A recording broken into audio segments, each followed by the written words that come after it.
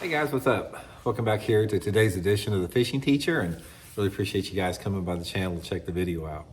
Guys, today we're going to be talking about braided line and the applications that you want to use it and the times that you don't want to use it, because I think there's a lot of misconceptions about braided line I want to clear up in today's video. Just going to make you a lot more efficient as an angler overall, so we'll get into that in today's episode. Also, guys, quick reminder, I just want to let everybody know, anybody interested in booking an on-the-water lesson with me, you can do so by going to my Facebook page, Randy Blaukat Professional Angler, and just shoot me a message. I'll give you all the info for that. So I really appreciate everybody on that deal. Okay, braided line, man. Braided line, guys, has been around forever. I consider braided line, it used to be called Dacron line before braided line came out. And Dacron line, very similar property to a braided line in today's modern version, and the fact that it has zero stretch. And as time went on, it's like the braided Dacron lines pretty much stayed the same up until about the late 1990s. And then at that point, the braided line technology really took off. And in terms of that technology, I'm talking about different colors to make it lower visibility, because before it was just white and it looked like some rope in the water. But now there's a lot of different color variations that are more subtle, and there's a lot smaller diameter. It's like braided line used to be a lot thicker before, and now one of the big advantages of braided line is it's actually thinner than any other type of line like monofilament or fluorocarbon versus the pound strength for it. Okay, now in today's world of braided line, the high-tech braided lines like we have, this is the one I use, guys, the Seagar Smackdown braid. I'll link this in the description if you guys are looking for braided line. You guys would be really happy with this. They make it in several different colors. But let's talk about a little bit about the times you want to use braided line and don't want to use it. First of all, I want to talk about the times you don't want to use braided line. Anytime that you're dealing with a situation where you do require some line stretch, you don't want to use braided line. So say, for example, on most lures that you reel out there, like a spinnerbait or chatterbait or a crankbait, something along those lines, you don't really want braided line because you want a little bit of stretch on those lure categories to give the chance of fish to take the bait a little bit deeper. So the braided line is not really good for those type of scenarios. Other situations where braided line is not very good is in very clear water situations, because even though you have some of the low visibility, like the Stealth right here, the Stealth Gray, it still is more visible than the clear fluorocarbon line or monofilament. So clear water situations is another application you don't want to use it. Another time, and this has sort of been a controversial deal, it's my opinion, I do not use braid to fluorocarbon. As far as the braid to fluorocarbon setup where you tie it with a knot, I don't think that's a good application for fishing. Again, I'm aware of the fact that even in clear water, I think fish can see braided line. Say for example, if you've got a braid to fluorocarbon on your spinning outfit, and you have a 10-foot leader and you're fishing it in 30 foot of water and the water's clear, the fish can see that braided line in the water. There's no doubt. So I think it's going to, definitely be a negative strike deterrent. And one of the things you got to remember is on braid to fluorocarbon, it's not going to help you get any more bites. In fact, it's probably going to reduce the number of bites you get.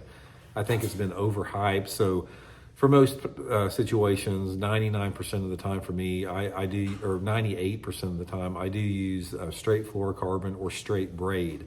Sometimes I'll use straight braided line if I'm fishing like a floating worm on a spinning reel, but that's not very often. So times that you really want to use braided line is, in my opinion, there's really only three situations that I use braided line. Number one is for fishing some type of topwater lure that I'm reeling across the surface of the water and I'm controlling the speed of it. So this would be something like a frog, something like a buzzbait, something like a whopper plopper.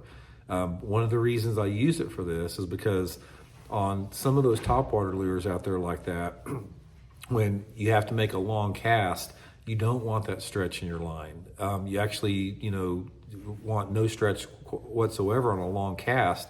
And especially if you're fishing like a frog over heavy cover, sometimes you need the power to get that fish out of. But I don't ever want to use braided line when my braid is actually into the water. If the braid is above the surface, then that's a little bit, different scenario with that. So another thing to remember is if you're using braided line, if you're using braided line for any type of lure category out there, make sure that your rod is not too stiff, because if you're fishing a frog or a buzzbait or something like that, you can get by with like a medium fast action rod simply because you don't have any type of give whatsoever in the line. The other time that I use it, guys, is for flipping and pitching really thick, super heavy vegetation, and sometimes wood cover. If I'm flipping and pitching matted hyacinths or matted grass, a lot of times I'll use braided line if it's really thick. If I'm trying to penetrate very thick cattails, very thick reeds, very gnarly bushes, sometimes I'll use braided line. The whole purpose of the braid, like I said, it's not to get you more bites, it's to get those fish out. So say, for example, if you're flipping heavy grass cover or some type of super heavy cover, and you're using fluorocarbon line, if you get 10 bites, you may only get 2 or 3 of those fish in if it's super thick. You may get more bites because of the low visibility line, but your percentage is down. So if you get 10 bites with braided line, you might be able to land 7 or 8 of those fish. That's the big advantage with it. 2 different colors I use. Well, actually, 2 different colors most people use is either that high visibility yellow or the stealth green. The stealth green is about what I use all the time. I don't really use the high vis yellow.